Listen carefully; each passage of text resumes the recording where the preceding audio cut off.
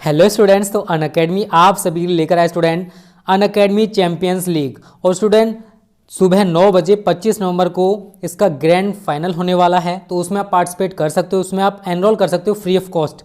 और जो बच्चे स्टूडेंट रैंक 1 पे रहेगा उसके लिए 50,000 रुपये तक का इनाम दिया जाएगा। उसके साथ साथ अनअकैडमी नीट यूजी का 1 year subscription free of cost दिया जाएगा। जो सेकंड पर रहेगा उसके लिए अनअकैडमी नीट यूजी का 1 ईयर सब्सक्रिप्शन, उसके साथ साथ 30,000 रुपये के प्राइजेस।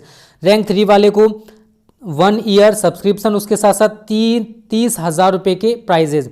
और जो 4 से लेकर 10 तक रहेंगे स्टूडेंट उनके लिए 25,000 रुपये तक के इनाम और 6 मंथ्स सब्सक्रिप्शन मिलेगा अनअकैडमी नीट यूजी का। तो जो बच्चे इंटरेस्टेड हैं इस वीडियो के डिस्क्रिप्शन में लिंक दे रखी है, वहां पर जाकर फ्री ऑफ कॉस्ट एनरोल कर सकते हो। स्टूडेंट्स, हेलो स्टूडेंट्स, स्वागत है आप सभी का आपके अपने YouTube channel smart study classes पर। तो आप सभी को पता है कि रे ऑप्टिक्स के प्रैक्टिस सेट स्टूडेंट हम आपको करा रहे हैं। और रे ऑप्टिक्स के मैंने आपको 5 पार्ट बताए थे, जिसमें से 4 पार्ट के प्रैक्टिस सेट मैं आपको कंप्लीट करा चुका हूँ। आज हम इसका जो 5वां पार्ट है रे ऑप्टिक्स का, उसके प्रैक्टिस सेट डिस्कस करने वाले हैं। प्रकाशिक यंत्र बहुत ज़्यादा इंपॉर्टेंट है। देखो यहाँ से ज़्यादातर स्टूडेंट इस चैप्टर से, इस पार्ट से लॉन्ग क्वेश्चन बनता है। खगोलीय दूरदर्शी की संरचना, परावर्तक दूरदर्शी की संरचना, संयुक्त सूक्ष्मदर्शी दूरदर्शी संरचना, ये सारे क्वेश्चन यहाँ से बनते हैं। ऑब्जेक्टिव गलती से कभी बन जाए, वो भी न्यूमेरिकल पर्पज से ज़्यादा बनता है। ठीक है, तो आज का प्रैक्टिस सेट आप पूरा देखना और इसकी पीडीएफ भी आपको फ्री ऑफ कॉस्ट दी जाएगी इस वीडियो के डिस्क्रिप्शन में। ओके बच्चों, और हाँ, अगर आपको ऑल सब्जेक्ट नोट्स चाहिए, इस टाइप के प्रैक्टिस सेट चाहिए, मॉडल पेपर चाहिए, प्रीवियस पेपर चाहिए, तो उसके लिए यार क्रैश कोर्स ज्वाइन कर लो। बहुत ज़्यादा मिनिमम फ़ी है 499 रुपये। और ये जो फ़ी है केवल 25 नवंबर तक है, उसके बाद फ़ी बढ़ जाएगी। फिर बाद में मत कहना कि सर हमें उतने में ही ज्वाइन कर दो। ठीक है बच्चों, चलो आगे बात करते हैं। तो पहला क्वेश्चन है, सामान्य नेत्र के लिए स्पष्ट दृष्टि की जो न्यूनतम दूरी है वो कितनी होती है? तो देखो, स्पष्ट दृष्टि की न्यूनतम दूरी कहते कैसे हैं? तो हमारी आंख अधिकतम समंजन क्षमता लगाकर जिस दूरी तक स्पष्ट देख सकते हैं उसको कहते हैं स्पष्ट दृष्टि की न्यूनतम दूरी। उसकी जो वैल्यू है वो होती है 25 सेंटीमीटर। तो डी बराबर होता है 25 सेंटीमीटर। तो स्पष्ट दृष्टि की न्यूनतम दूरी कितनी होती है?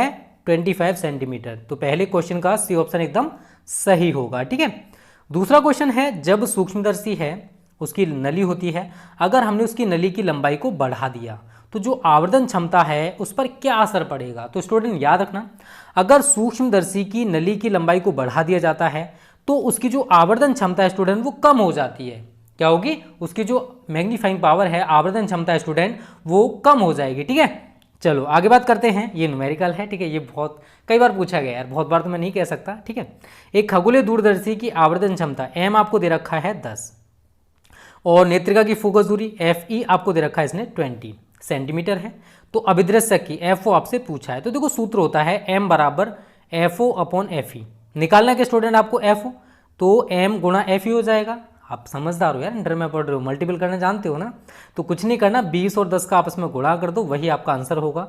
तो राइट आंसर आपका हो जाएगा 200 सेंटीमीटर। तो जो अभिदृश्यक है, जो ऑब्जेक्टिव है, ऑब्जेक्ट है, उसकी जो फोकस दूरी है स्टूडेंट वो कितनी होगी?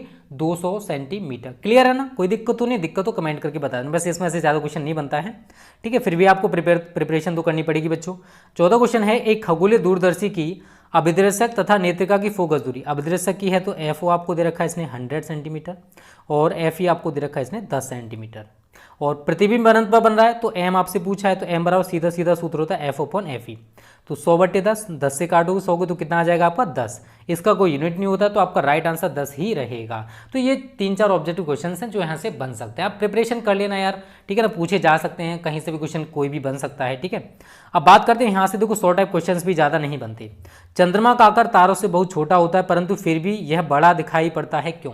तो आप सभी को पता है स्टूडेंट की जो चंद्रमा है वो तारों की अपेक्षा बहुत ज़्यादा हमारे पास है। इसी वजह से चंद्रमा आंख पर बड़ा दर्शन कोण बनाता है, जिससे वह बड़ा दिखाई देता है। तो तारे जो हैं वो आंख पर छोटा दर्शन कोण बनाते हैं, इसलिए छोटे दिखाई देते हैं। ठीक है, अति दूर स्थित वस्तु है और हमें छोटी दिखाई देती है, दूरदर्शी से कैसे बड़ा करके दिखाता है? अगर हम दूरदर्शी से किसी भी चीज़ को देखते हैं तो वो वस्तु में कैसे बड़ी दिखाई देती है, ये हमको बताना है। बहुत ईजी क्वेश्चन है यार, जब आपको प्रैक्टिस सेट में बोर्ड पर कराऊंगा तब आपको बता दूंगा। ठीक है, चलो आगे बात करते हैं। न्यूमेरिकल है स्टूडेंट। एक दूरदर्शी में अभिदृश्यक एवं नेत्रिका की फोकस दूरी है क्रमशः 100 सेंटीमीटर और 5 सेंटीमीटर। तो आपको एफ ओ दे रखा 100 और एफ ई दे रखा 5। अधिकतम लंबाई, तो दोनों को जोड़ दोगे 100 + 5 कितना हो जाएगा? 105 सेंटीमीटर। ये अधिकतम लंबाई हो जाएगी। और आवर्धन क्षमता तो 100/5 मतलब 20 आ जाएगी। ठीक है, तो सीधा देखो मुंह से आप सवालों को कर सकते हो अगर आपकी प्रिपरेशन अच्छी है तो। तो दूरदर्शी की अभिदर्शक लेंस का जो द्वारक है वो बड़ा क्यों होता है, इसका आंसर आप बताओगे अगर पता है तो। वैसे अभी हमने ये चैप्टर नहीं पढ़ा है बच्चों, फिर भी पढ़ाने वाले हैं, ठीक है, टेंशन ना लो, ऑप्टिक्स आपकी जल्दी चलने वाली है। और देखो आप सभी को पता है इसमें बहुत सारी चीज़ें हम लोग कराने का प्रयास करते हैं, प्रैक्टिस सेट भी चल रहे हैं, प्रीवियस पेपर भी हम लोग स्टार्ट कर रहे हैं, कोर्स भी चला रहे थे, और बहुत सारी चीज़ों को मैनेज करने में अगर आप अदर चैनल पर देखो तो वहाँ पर केवल कोर्स ही खत्म नहीं कराया जाता है, तो आपको ये सारी चीज़ें नहीं मिल पाएंगी, ठीक है। तो आप तैयारी करते रहो, बेस्ट तरीके से हम लोग तैयारी करा रहे हैं, इसी प्रकार से कराते रहेंगे, ठीक है बच्चों। चलो पहला क्वेश्चन है लॉन्ग में, संयुक्त सूक्ष्मदर्शी का नामांकित किरण आरेख बनाइए तथा इसकी आवर्धन क्षमता का सूत्र ज्ञात कीजिए जब अंतिम प्रतिबिंब स्पष्ट दृष्टि की न्यूनतम दूरी पर बनता है। तो दो कंडीशंस में इसको हम करते हैं, जब अंतिम प्रतिबिंब अनंत पर बनता है और जब अंतिम प्रतिबिंब स्पष्ट दृष्टि की न्यूनतम दूरी पर बनता है, ठीक है। अंतिम प्रतिबिंब है ये, ठीक है, अंतिम प्रतिबिंब, ठीक है बच्चों। और सेकंड क्वेश्चन है खगोलीय दूरदर्शी द्वारा अंतिम प्रतिबिंब स्पष्ट दृष्टि की न्यूनतम दूरी पर बनने का किरण आरेख बनाइए, ठीक है। तो खगोलीय दूरदर्शी पूछा जा सकता है और ये सबसे ज़्यादा इंपॉर्टेंट है 2021 के लिए। किसी परावर्तक दूरदर्शी से प्रतिबिंब का बनना किरण आरेख द्वारा समझाइए। अपवर्ती दूरदर्शी की अपेक्षा परावर्ती जो दूरदर्शी है क्यों अच्छा होता है, ठीक है ना, क्यों अच्छी होती है, ये हमको रीजन सहित बताना है। तो ये यहाँ से लॉन्ग क्वेश्चन बन सकते हैं बच्चों, ठीक है। तो आज की वीडियो आपको कैसी लगी आप हमें कमेंट करके बता सकते हो। वैसे आप देखो ज़्यादा बड़ा प्रैक्टिस सेट नहीं है ये, लेकिन रे ऑप्टिक्स को आप देखोगे तो रे ऑप्टिक्स में बहुत सारे क्वेश्चंस बन गए अब, क्योंकि रे ऑप्टिक्स के मैंने आपको 5 पार्ट करा दिए और 5 पार्टों में स्टूडेंट आपको बहुत सारे क्वेश्चंस मैंने आपको कराए हैं।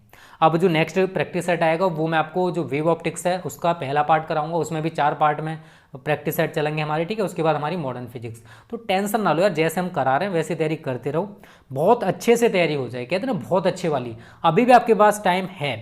जो बिहार बोर्ड के बच्चे हैं वो कह रहे हैं कि सर हमारे फेब में एग्जाम है, तो बच्चों हो सकता है देखो कोरोना वायरस बढ़ रहा है, तो आप इसी उसमें गलतफहमी में मत जियो कि आपके एग्जाम 100% ही फेब में होंगे, क्योंकि कोरोना वायरस में कोई भी बोर्ड जो है वो एग्जाम नहीं करा सकता यार। कोई देखो आपके पेरेंट्स भी नहीं बोलेंगे कोरोना वायरस में आप पेपर देने जाओ, जब तक वैक्सीन नहीं आएगी, जब तक इसका कोई सॉल्यूशन नहीं होगा, तो आप कैसे एग्जाम देने जा सकते हो। आप खुद सोचो, समझदार हो, इंटर में पढ़ रहे हो, क्या आपके माँ बाप या फिर कोई भी बोर्ड चाहेगा कि कोरोना वायरस में पेपर कराए जाएं? तो अगर आपको लग रहा है कि फेब तक यार कोरोना वायरस खत्म हो जाएगा, तो मुझे तो लग नहीं रहा है कि कोरोना वायरस फेब तक जाने वाला है। उसका रीजन सबसे बड़ा मैं आपको बता दूं, जैसे ही वैक्सीन आएगी उसको डिस्ट्रीब्यूट करने में, हर जगह पहुंचाने में भी स्टूडेंट 1 या 2 महीने का टाइम लगेगा यार। आप सभी को पता है कि इंडिया कितना बड़ा कंट्री है, तो हर जगह इस वैक्सीन को पहुंचाने में टाइम लगेगा। अभी तो खैर वैक्सीन का ही नहीं पता है कि कब वैक्सीन आने वाली है। चलो आपके ऊपर डिपेंड करता है स्टूडेंट, आपको लग रहा है फेब में होंगे तो आप मेहनत करते रहो, हम भी पूरी मेहनत कर रहे हैं कि आप सभी का सिलेबस जल्द से जल्द समाप्त करें। ओके बच्चों, तो आज की वीडियो आपको कैसी लगी आप कमेंट करके हमें जरूर बताओगे। अच्छी लगी है तो वीडियो को लाइक और शेयर करने में कंजूसी नहीं करोगे। और अगर आपको क्रैश कोर्स ज्वाइन करना है तो उसके लिए आप हमारा व्हाट्सअप नंबर नीचे डिस्क्रिप्शन में दे रखा है, उस पर कॉल या मैसेज करके हमसे पूरी जानकारी ले सकते हो। ओके स्टूडेंट्स, थैंक यू, जय हिंद, जय भारत।